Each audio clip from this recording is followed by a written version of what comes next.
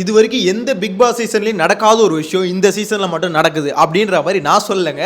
இந்த big pass இருக்காருல வீட்டுக்குள்ள voice அவரே வந்து கழுவி ஊத்துறாரு, கிட்டத்தட்ட காரி துப்பிட்டாருன்னு சொல்லணும். அந்த அளவுக்கு பார்த்தீங்கன்னா இந்த கண்டஸ்டன்ஸை வச்சு அவரால் சமாளிக்க முடியல அப்படின்றது அவரோட ஸ்பீச்லேருந்தே தெரிஞ்சு போச்சுங்க. உண்மையிலே சொல்கிறேன், அந்த மனுஷன் இதுக்கு மேலே அவர் இவங்களை எப்படி திட்டுவாருன்னு தெரியல, எப்படி கண்ட்ரோல் பண்ணுவாருன்னு தெரியல. ஆக்சுவலாக இப்போ லைவ்ல பார்த்துருந்தா தெரியும், மொத்த பேரையும் உட்கார வச்சு இது வரைக்கும் 8 சீசன் நடந்திருக்கு, இது 9வது சீசன். 8 சீசன்லையும் உங்களை மாதிரி ஒரு கண்டஸ்டன்ஸை நான் பார்த்ததே இல்லை அப்படின்ற மீனிங்கில் அவர் வந்து திட்டாரு. ஸோ அதுக்கான காரணம் என்னன்னு தெரியுமா? இந்த மாதிரி நைட்டு வந்து கமருதீன் போய் தூங்க போனார்ல, அவரு தூங்க போனாரு. சரி, அவர் தூங்க போயிட்டாரு, அதுக்கப்புறம் தண்ணி இல்லாமல் போயிடுச்சு. ஏன்டா ஒருத்தங்க கூட கேள்வி கேட்கல அப்படின்றதான் அவரோட காண்டே. ஏன்னா உங்களுக்கு அது மேலே எதுக்கு அக்கறை இல்லை அப்படின்றதான் அவரோட மெயினான கேள்வி. இந்த கேள்வியை நானும் அந்த ஃபர்ஸ்ட் டைம் நேற்று நைட்டு ரிவ்யூலையும் சரி, அதே மாதிரி சரி, இன்னைக்கு காலையில் ஃபர்ஸ்ட் ப்ரோமோ வீடியோலையும் சரி, அதுலேயும் நான் சொல்லியிருந்தேன். இந்த மாதிரி ஏன் ஒருத்தங்க கூட கோவப்பட மாட்டாங்க, எது கேள்வி கேட்க மாட்டாங்க அப்படின்ற மாதிரி. ஏன்னா விக்ரம் இருக்கார்ல, அவருக்கு அந்த சம்பவம் தெரியும். நேற்று நைட்டு அப்போ அவர் கேட்டிருந்தார், நீங்கள் பண்ணது தப்பு ப்ரோ அப்படின்ற மாதிரி மட்டும் சொல்லிட்டு விட்டாரே தவிர அதை ஒரு பெரிய இஷ்யூவாக மாற்றவே இல்லை. அதுதான் பிக் பாஸ் டீமுக்கு இருக்க காண்டு.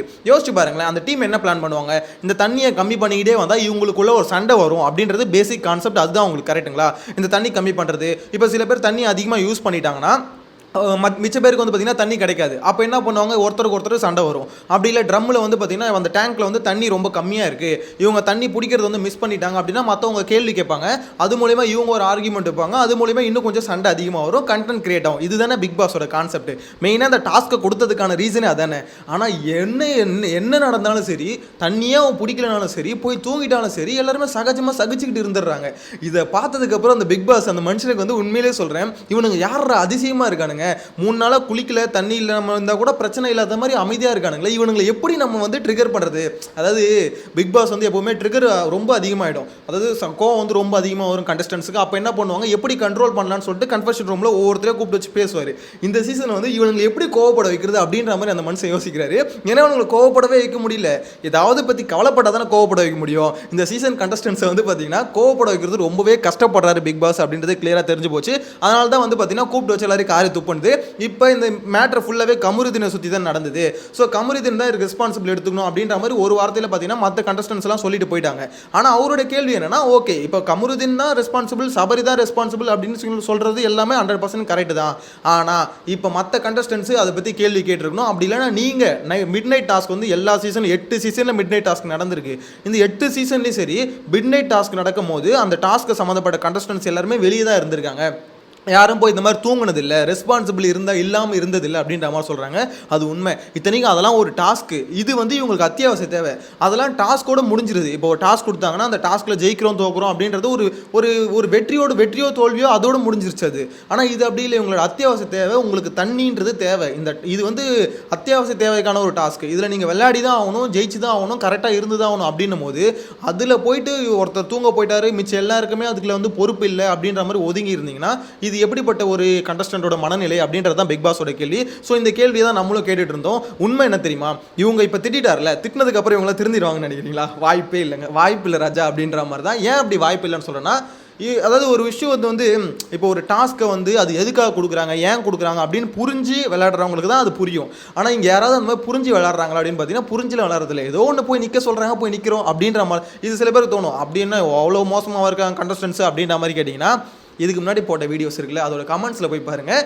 நிறைய பேர் எப்படி பேசிக்கிட்டு இருக்காங்க, எப்படி அவங்க மக்களோட மனநிலைமை இருக்குது அப்படின்றது.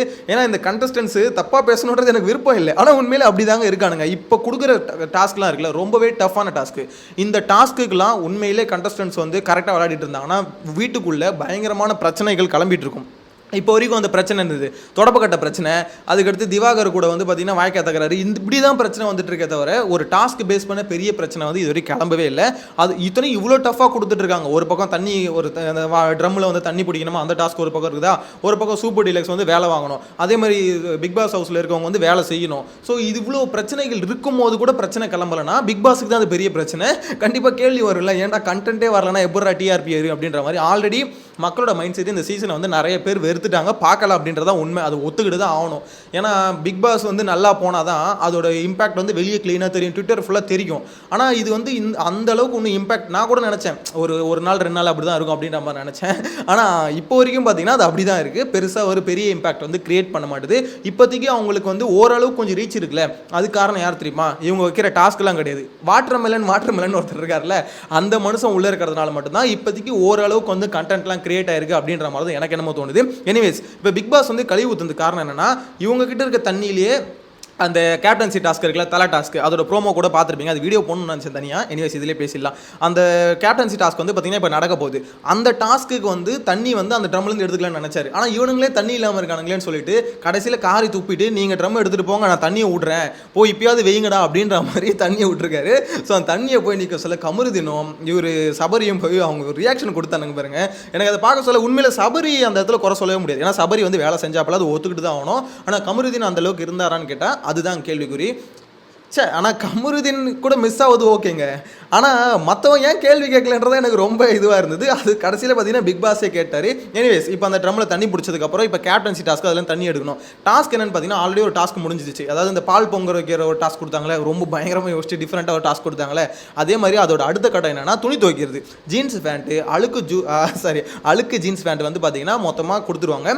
அது எல்லா கண்டஸ்டண்ட்டும் ஓடி போய் அதை எடுத்து அதுக்கப்புறம் பக்கெட்டில் தண்ணி பிடிச்சி அந்த தண்ணியை வச்சு துவைக்கணும். துவைச்சி அதை காய வச்சதுக்கப்புறம் காய வைக்கிறாங்களா இல்லை அப்படியே பண்ணுறாங்க, காய வைக்கிறதுக்கு டைம் இருக்காது, மேபி அப்படியே பார்ப்பாங்க. அதில் வந்து பார்த்தீங்கன்னா அழுக்கு இருந்தால் அதில் எந்த அளவுக்கு வந்து இவங்க க்ளீன் பண்ணியிருக்காங்க அதை பொறுத்து பார்த்தீங்கன்னா 3 பேரை இதில் வந்து ஃபில்டர் பண்ணுவாங்க. ஆல்ரெடி இந்த பால் பொங்குற டாஸ்க்கில் ஃபில்டர் பண்ணி எடுத்தாங்களே, ஸோ அவங்க எல்லாம் இதில் கலந்துப்பாங்க. இதுலேருந்து ஒரு 3 பேரை ஃபில்டர் பண்ண போகிறாங்க அப்படின்ற மாதிரி தான் அந்த ப்ரோமோ வச்சு பார்க்க முடியுது. ஓகேங்களா, பிக் பாஸ் எக்ஸ்பிளனேஷன் எல்லாத்தையும் வச்சு பார்க்க முடியுது. ஆனால் இதில் பிரச்சனை என்ன தெரியுமா? இப்போ அந்த 3 பேர் வந்து 3 பேர் தான் இதில் செலக்ட் ஆவாங்க அப்படின்னும் போது இதில் யார் ஸ்பீடாக பண்ணுறாங்கன்றதான் விஷயம். ஸோ அந்த ப்ரோமோலே பார்க்க முடியுது விஜே பார்வதியும் கெமியும் வந்து அடிச்சுக்கிறாங்க அப்படின்ற மாதிரி. எதுக்கு? அந்த தண்ணியை பிடிக்கிறதுக்கு. ஏன்னா அந்த டேங்க்கில் இருக்கிறது ஒரு டேப்பு தான். அந்த ஒரு டேப்பில் யார் போய் ஃபஸ்ட்டு பக்கெட் வைக்கிறாங்களோ அவங்க தான் தண்ணி பிடிக்க முடியும். அப்போ தண்ணியை பிடிச்சா சீக்கிரமாக போய் துவைக்க முடியும். சீக்கிரமாக துவைச்சா தான் எடுத்துகிட்டு போய் சீக்கிரமாக காய வைக்கிறதுக்கு மாட்ட முடியும். ஸோ அப்போ தான் பார்த்தீங்கன்னா ஜெயிக்க முடியும் அப்படின்றதுனால பயங்கரமாக அடிச்சுக்கிறாங்க. இன்னொரு காரணம், இவங்க எல்லாருக்கும் என்ன புரிஞ்சிருக்குன்னா, இந்த கேப்டன்சி டாஸ்கில் ஜெயிச்சா அடுத்த 15 வாரத்துக்கு வந்து நம்ம வந்து போயிடலாம் அப்படின்னு நம்ம நினச்சிக்கிட்டு இருக்காங்க. வாய்ப்பு இல்லை. பிக் பாஸ் என்ன சொன்னாருன்னு முதல்ல கிளியராக சொல்லணும்னா, இப்போ கேப்டன்சி டாஸ்கில் ஜெயிச்சா அடுத்த 18 வாரம் உங்களை நாமினேட் ஆக மாட்டீங்க அப்படின்றது அர்த்தம் இல்லை. இந்த கேப்டன்சி டாஸ்கில் ஜெயிச்சு நீங்கள் கேப்டன் ஆகிட்டீங்கன்னா நெக்ஸ்ட் வீக் கேப்டன்சி டாஸ்க்கும் நீங்கள் டேரெக்டாக போவீங்க. டாஸ்க்கு தான் நீங்கள் டேரெக்டாக போவீங்களே தவிர அந்த வீக்லையும் கேப்டன்சி டாஸ்கில் கலந்துப்பாங்கல்ல, அவங்க கூட காம்படிட் பண்ணால் தான் ஜெயிக்க முடியும். ஸோ இதில் வந்து பார்த்தீங்கன்னா எப்படி சொல்கிறது, இப்போ ஒரு வாட்டி ஜெயிச்சுட்டா அவள் தான் அடுத்தடுத்து ஈஸியாக போயிடலாம் அப்படின்ற கான்செப்டே இங்கே இல்லை. என்ன பொறுத்த வரைக்கும் இந்த வாட்டி கேப்டன்சி டாஸ்க்கு ரொம்பவே டஃப்பாக இருக்குது. கேப்டன்சி டாஸ்க்குன்னு இல்லை, ஓவராலே பார்த்தீங்கன்னா இந்த சீசனில் டாஸ்க் வந்து ரொம்ப டஃப்பாக இருக்கும் அப்படின்ற மாதிரி நம்ம இனிஷியலாக ரூமர்ஸ் வந்து ஸ்ப்ரெட் ஆகிட்டு இருந்து அப்பயே சொல்லிட்டு இருந்தோம். பிக் பாஸ் சீசன் 9 வந்து மற்ற சீசனை கம்பேர் பண்ணும்போது ரொம்பவே டஃப்பாக இருக்க போகுது அப்படின்ற மாதிரி. அது உண்மை தான், டாஸ்க் எல்லாமே ரொம்ப டஃப்பாக இருக்க போகுது. ஆனால் எனக்கு நான் ஆல்ரெடி ப்ரீவியஸ் வீடியோ சொன்ன மாதிரி தான் பிக் பாஸ் இவ்வளோ டஃப்பான இதுக்கப்புறம் வர டஃப்பான டாஸ்க்குங்க எல்லாத்தையும் பார்த்தீங்கன்னா அந்த கொஞ்சம் கன்ஃபியூஸ்டாக இருக்கும் தெரியுமா. அந்த டாஸ்க்கெல்லாம் இந்த கண்டஸ்டன்ஸ் வச்சு எப்படி நடத்த போகிறாரு அப்படின்றத என்னை பொறுத்த வரைக்கும் இருக்க பெரிய கேள்வி. ஏன்னா எவ்வளோ டஃப்பான டாஸ்க்காக இருந்தாலும் சரி, எவ்வளோ டஃப்பான கேப்டன்சி டாஸ்க்காக இருந்தாலும் சரி, அதை யாரை வச்சு நடத்தணுன்றது தான் அங்கே இன்ட்ரெஸ்டிங்காக மாறும். ஒரு டாஸ்க்கில் வந்து பார்த்தீங்கன்னா அவங்க வைக்கிறதுக்கான காரணமே அதில் ஒவ்வொருத்தரோட மைண்ட் செட்டை வந்து சோதிக்கணும். இப்போ ரொம்ப எக்ஸ்ட்ரீம் ஸ்டேஜுக்கு போதா இந்த டாஸ்க்கு, இப்போ இந்த பிரச்சனையே எடுத்துக்கோங்களேன். இதில் வந்து கமருதீனை வந்து எல்லாம் மாறி மாறி கேள்வி கேட்டு அடுத்து ட்ரிகர் ஆகி அது ஒரு பெரிய பிரச்சனை கிளம்பல. ஸோ இதே மாதிரி அடுத்தடுத்த டாஸ்க்கும் வந்து சும்மா விளாட்றோம், ஜெயிக்கிறோம், தோக்குறோம், ஏதோ விளையாட்டு போகிறோம் கடமைக்குன்னு விளையாடினாங்கன்னா கண்டென்ட்டே வராது. பிக் பாஸ் இதே மாதிரி நிறைய தடவை கழிவு ஊற்றுவார். ஆனால் என்ன வாரத்திலேயே இந்த மனுஷனை இந்த அளவு கழிவு ஊற்றி வைக்கிற அளவுக்கு வைக்கிறாங்க. போன சீசன் கூட ஒரு சில இடத்துல திட்டிருப்பாரு. இப்போ நான் சீசன் மிடில் திட்டுவார், இல்லை சீசன் கடைசியில் திட்டிருப்பார். ஆனால் சீசனோட வாரத்துலேயே அந்த மனுஷன் இது வரைக்கும் 8 சீசனில் உங்களை மாதிரி கண்டஸ்டண்ட்டை பார்க்கலன்னு சொல்கிறாருன்னா அப்போ அந்த அவரோட மைண்ட் செட் எப்படி இருக்குன்னு யோசிச்சு பாருங்கள். அந்த கண்டஸ்டன்ஸ்லாம் செலக்ட் பண்ணாங்களா செலெக்ஷன் கமிட்டி, அந்த கமிட்டியை உண்மையிலே அந்த ஆள் மனுஷக்குள்ளே திட்டிக்கினே இருப்பார். யாரா இவனுங்களா எங்கேருந்துடா பொறுக்கி போட்டிங்க அப்படின்ற மாதிரி திட்டுவார் நான் நினைக்கிறேன். இன்னும் உங்களோட கருத்தை மறக்காமல் கமெண்ட்டில் மென்ஷன் பண்ணுங்கள். இப்போ இந்த ஓவராலாக இந்த தண்ணி பிரச்சனை இருக்குல்ல, இது வந்து இதுக்கு அடுத்து வேறு லெவலில் எஸ்கலேட் ஆகும். அவள் தான் பிக் பாஸ் திட்டார்ல, இதுக்கப்புறம் கமருதீன் எல்லாம் கேள்வி கேட்பாங்க, பயங்கர பெரிய பிரச்சனை கிரியேட் ஆகும் அப்படின்ற மாதிரி நினைக்கிறீங்களா? அதெல்லாம் ஒன்றும் இல்லைங்க, எல்லாம் தொச்சு போட்டு போயிடுவாங்க அப்படின்னு நினைக்கிறீங்களா? உங்களோட கருத்தை கமெண்ட்ல மென்ஷன் பண்ணுங்க. நெக்ஸ்ட் வீடியோல மீட் பண்ணலாம். Bye by.